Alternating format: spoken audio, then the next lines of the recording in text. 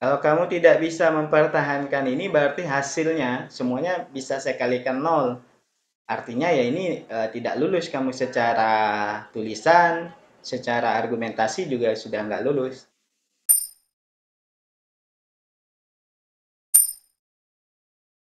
Tapi Ya, Pak.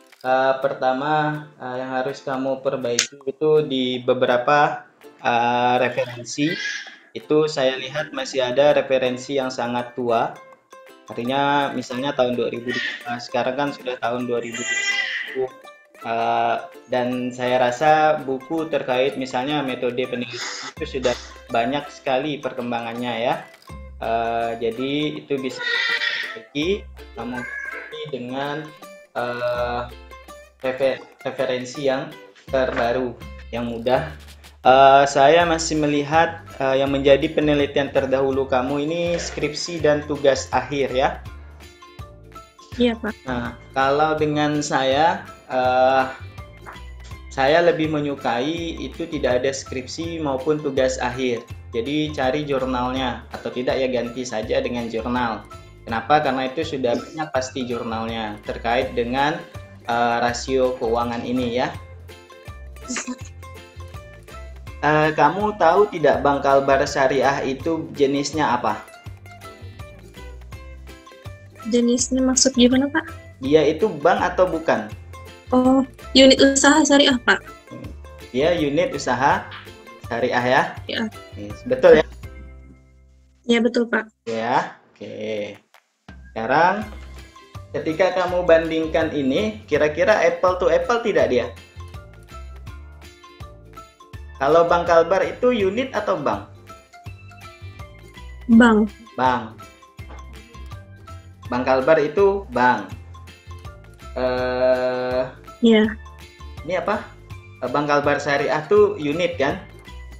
Unit artinya unit ini iya, Pak. kalbar kan? Karena Ya, Pak. pendirian awalnya modal itu tetap dari bank kalbar. Kira-kira Ya. ketika kamu bandingkan dia, jadinya apple to apple tidak?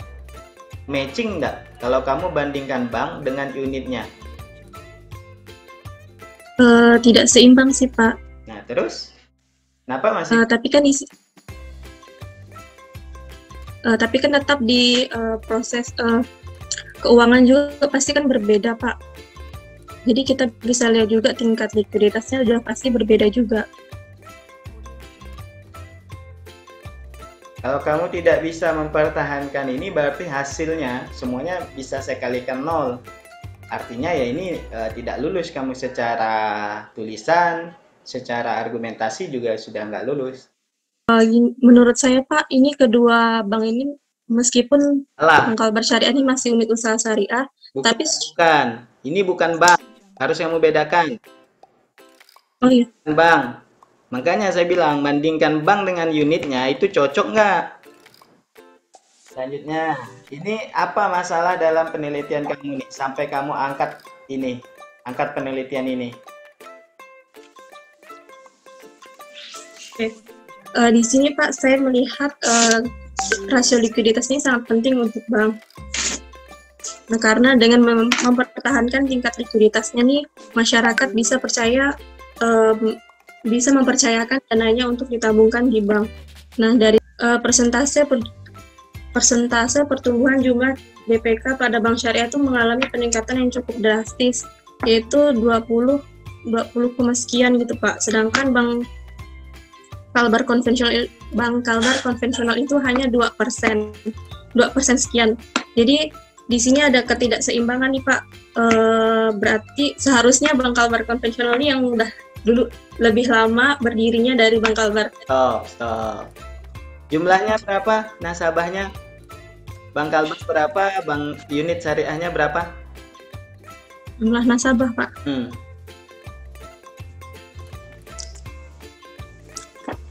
Saya cuma ngambil itu Pak, jumlah dana pihak ketiganya Pak, data dari Berapa DPK? yang saya ambil.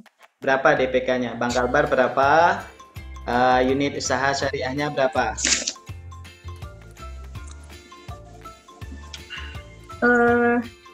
Di tahun 2000 19 DPK bank Kalbar konvensional itu 14,196 triliun. Sedangkan untuk bank Kalbar konvensional, Pak, karena memang bank Kalbar konvensional kan jauh berdiri lebih lama dari. Saya bilang bandingkan banknya dengan unitnya nggak akan masuk. Paham sekarang kamu? Kenapa itu saya pertanyakan? Waktu kamu sebut Bank Kalbar Syariah itu bank, itu udah jelas keliru. Jadi nggak ada masalahnya ini penelitian ini kan? Ya itu tadi Pak, karena bank unit syariah ini kan meningkat nih Pak. Sedangkan Bank Kalbar konvensional ini peningkatannya tidak terlalu. Masa meningkat jadi masalah? Bagaimana ceritanya dia? Berarti kan di sini kan. Ya lanjut. Berarti kan di sini kan Pak. Berarti kan di sini Bank Syariah ini mempunyai masyarakatnya mempunyai pola pikir yang berubah untuk beralih ke bank syariah, Pak. Oke. Jadi mungkin dari jadi masalah jadinya. Itu jadi masalah. Gimana, Pak? Itu kan bagus jadinya, bukan masalah. Orang berubah, pindah dari bank konven ke bank syariah. Kan bagus. Masa jadi masalah? Ya, jadi masalahnya buat bank Kalbar konvensional apa? Jadi orang berpaling ke bank syariah. Jadi kamu nih mahasiswa apa jadinya? Bank syariah, perbankan syariah, Pak. Fokus kamu harusnya di mana?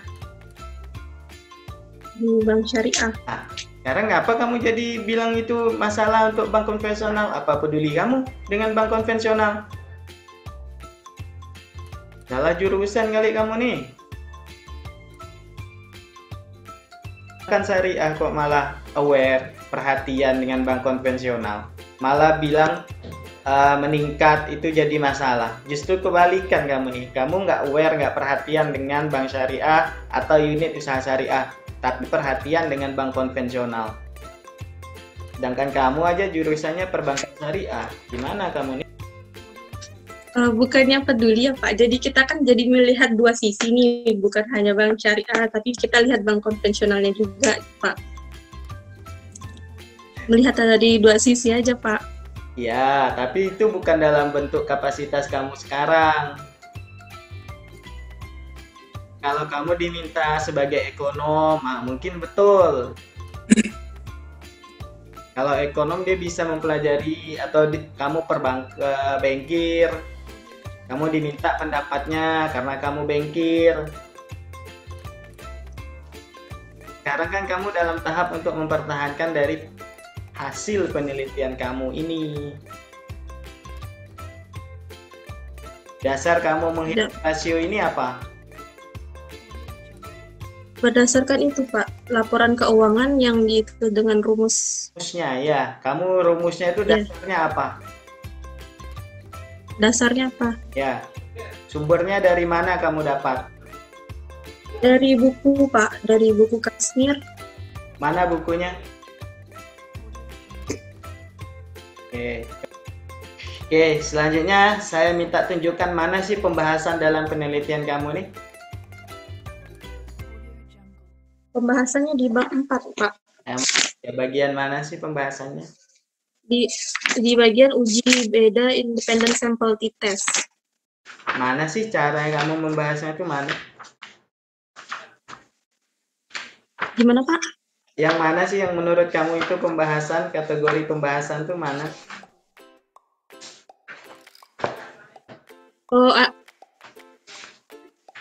Analisis datanya itu kan dari yang pertama itu Pak, di bab 4 tuh ada saya menjabarkan dari rumus-rumusnya Pak, saya hitung per tahunnya, terus kemudian diuji menggunakan ketiga uji statistik deskriptif, terus uji normalitas, dan yang terakhir itu uji beda sampel t-test. Nah itu untuk mengetahui dua variabel bank ini apakah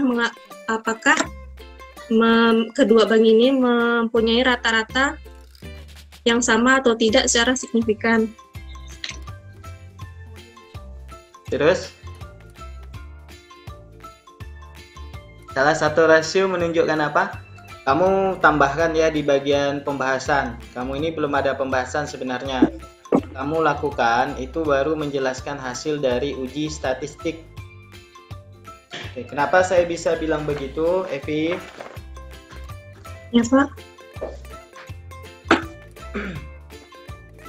Oke, kenapa saya bilang ini belum ada pembahasannya dan saya bilang ini hanya hasil kamu dari hasil statistik, ini kamu jelaskan angka-angka itu.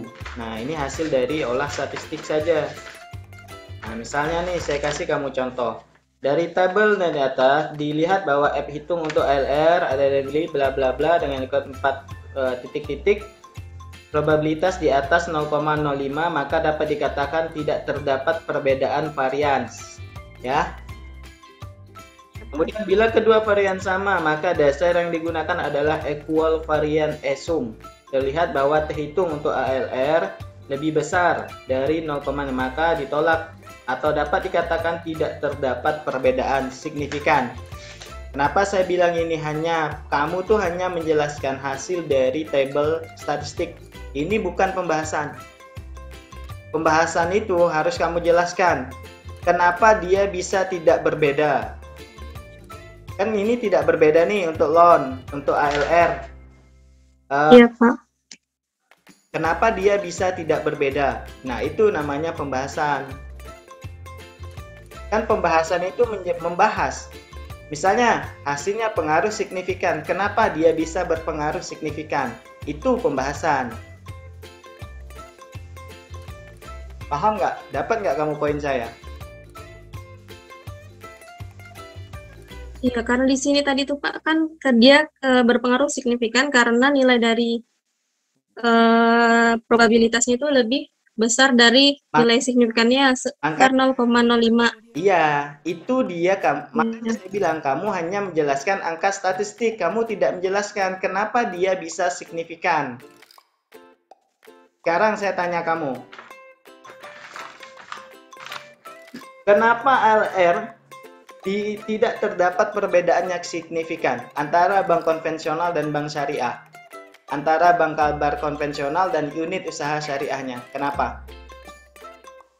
Ya karena dilihat dari data uji beda tersebut, nilai dari signifikan atau probabilitas ALR ini lebih besar dari alfa yaitu 0,05. Jadi dapat dikatakan bahwa itu tidak terdapat perbedaan yang signifikan, Pak. Jika kalau misalnya nilai ALR-nya lebih stop. Kamu nggak tahu maksudnya. Kamu itu hanya menjelaskan angka statistik, tahu nggak?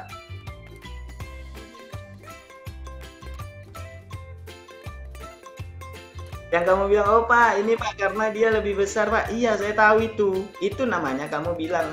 Kamu menjelaskan angka statistik, tapi kamu tuh tidak menjelaskan kenapa dia bisa signifikan. Pembahasan itu menjelaskan itu, paham nggak kamu? Bukan karena dia, oh Pak lebih kecil atau lebih besar, bukan. Itu angka statistik.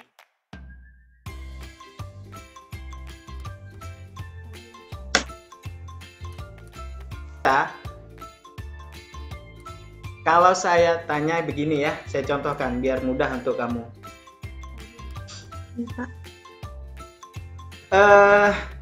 Ukuran kurus itu berapa? Ukuran orang disebut kurus itu berapa? Relatif, Pak. Sebut saja berapa? Sebut saja. Kan berapa? 50. Katakan gitu. Katakan 50 ya. Ukuran kurus itu 50. Saya 50. Menurut saya, menurut kamu, saya kurus atau tidak? Iya, kurus. Kurus. Ya, Pak. Waktu saya tanya, saya kurus nggak? Kurus. Saya mengacu kepada angka. Betul. Angka batasannya tadi berapa? 50. Itu angka statistik. 50. Tapi, apa yang sebenarnya saya mau? Kalau kamu mau, yang kamu pengen tahu dari saya itu apa? Kok saya bisa kurus? Yang muncul pertanyaan kamu kan, kok Bapak bisa sih kurus Pak di angka 50? Saya nih masih 60. Berat badan kamu berapa? 60. Kok bisa pas saya nebak gitu ya? Berarti kamu kurus atau tidak? Tidak. Kalau tadi kita mengacu dari angka 50 kan? Iya. Sekarang kamu kan pengen kurus nih, Pak. Saya Pak pengen 50 Pak. Kamu kan gitu. Kok Bapak bisa kurus sih Pak? Itu kan pertanyaan kamu kan? Iya Pak. Terus saya jawab, karena berat saya 50, makanya saya kurus. Puas tidak kamu?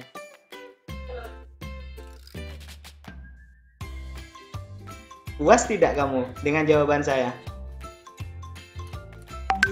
Kurang Pak. Makanya, inilah yang kamu lakukan di bab 4 kamu. Kamu tuh menjelaskan angka, balik lagi ke angka, tapi tidak menjelaskan. Seharusnya kan, kamu jelaskan kenapa sih dia bisa signifikan, atau kenapa sih dia bisa berbeda, tidak berbeda. Sama kayak saya menjawab kamu. Seharusnya saya bukan jawab kamu, oh saya karena kurus karena saya tadi beratnya 50. Bukan itu seharusnya saya jawab kamu. Seharusnya, Pak, kok Bapak bisa kurus sih, Pak? Oh, karena saya menjaga pola makan saya. Saya tidak makan malam. Saya makan hanya 2 kali. Terus saya rajin olahraga. Puas tidak kamu dengan jawaban saya? Iya, Pak. Tahu tidak kamu kenapa saya bisa kurus?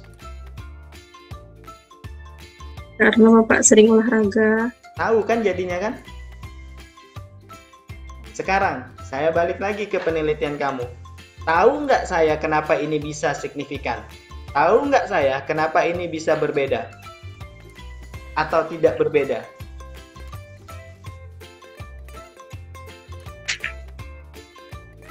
Tahu nggak?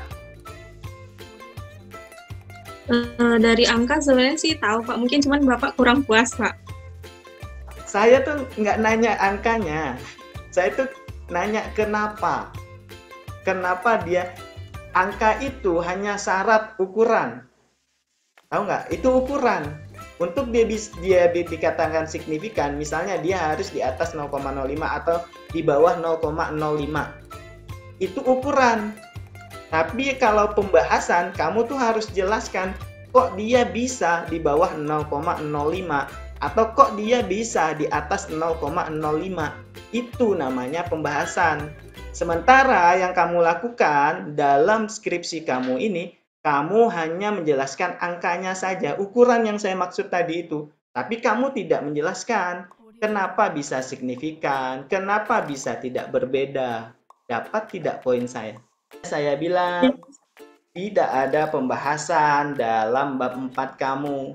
Kamu hanya menjelaskan hasil olah statistik. Kamu tidak bahas hasilnya seperti apa, mengapa. Kan harusnya kamu menjawab why. Mengapa? Karenanya ini nyambung ke bab 5 kamu. Karenanya di sini saran kamu makanya di saran kamu ini tidak ada yang sifatnya operasional. Oke, saran yang tidak operasional begini ya, maksud saya ya. Oke, di sini kamu ya, saran kamu. Bagi pihak Bank Kalbar Syariah, agar tetap menjaga dan mempertahankan likuiditasnya, supaya Bank Kalbar Syariah mampu bersaing dengan bank-bank lain meskipun baru menginjak usia 15 tahun. Kalau saya jadi Bank Kalbar Syariah, marah nggak nih kamu saranin gini? Tersinggung nggak?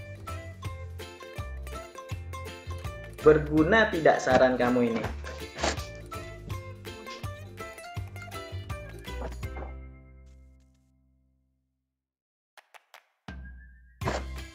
Berarti kan itu dari Bank Kalbar Syariahnya itu sudah bagus Pak. Jadi tetap menjaga dan mempertahankan saja Pak. Caranya gimana? Caranya itu saran itu begitu. Harus ada caranya. Misalnya nih, saya contohkan ya ke kamu ya. Tadi berat kan 60, saya 50. Kamu pengen 50. Terus saya jawab, Pak, gimana kamu nanya ke saya, Pak, gimana caranya bisa kurus, Pak? Saya jawab, ya kurusin lah. Tersinggung nggak kamu? Iya, Pak. Sama kayak gini, kan likuiditasnya sudah bagus, ya pertahankanlah. Berguna nggak untuk Bank Kalbar Syariah? Berguna nggak kira-kira kalau kamu saranin gini? Berguna? Mungkin kurang. Bukan kurang lagi, ya tidak berguna. Sudah dia baca ini sudah buang-buang waktu dia. Wah, harusnya kan kamu jawabnya, cara mempertahankan likuiditas dengan baik adalah pertama dengan cara memperhatikan, menerapkan yang pola pembiayaan itu, persennya, planningnya, hati-hati dalam memilih nasabah pembiayaan, pastikan dia punya aset jaminan. Nah kan begitu saran. Sama kayak, Pak, gimana caranya bisa kurus ya Pak ya? Oh, kamu jaga pola makan, jangan makan malam-malam, rajin-rajin olahraga.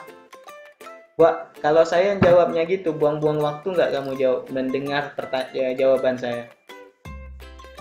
Dibanding saya bilang, ya kurusin lah.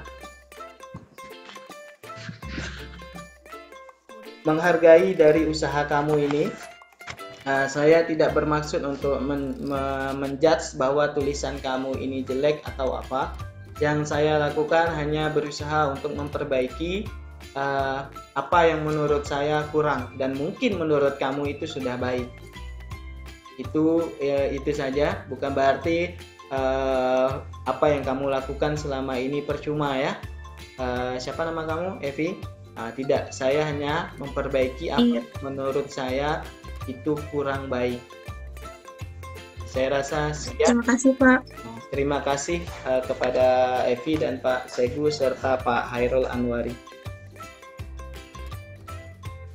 Dalam hari ini, setelah memperhatikan dan pertimbangan hasil ujian skripsi, saudara tersebut di atas dengan ini Fakultas Ekonomi dan Bisnis Islam YAIN Pontianak menyatakan bahwa saudari Evi Yuliani dinyatakan lulus ya dengan nilai A.